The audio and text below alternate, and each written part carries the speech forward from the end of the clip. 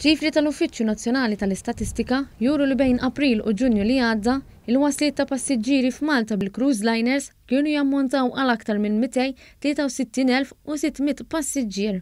Din kienet fisser żieda ta' xejn anqas minn 44% meta mqabbel mal-istess perjodu is-sena li għaddiet.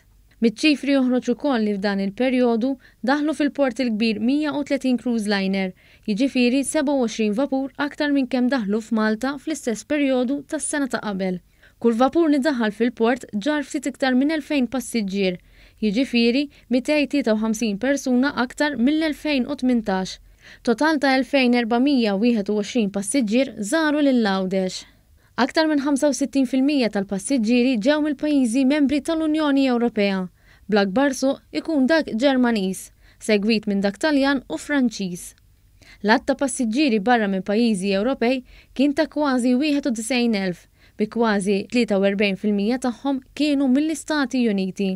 L-NSO jgħid li fl-ewwel 6 xhur tas-sena il-passiġġieri bil-cruise liners żdiedu b'aktar minn 35% u qabżu 341,000. Bejn Jannar u Ġunju daħlu f'Malta 151 cruise liner, żieda ta' 31 vapur meta mqabbel mal-istess perjodu tas-sena l-oħra.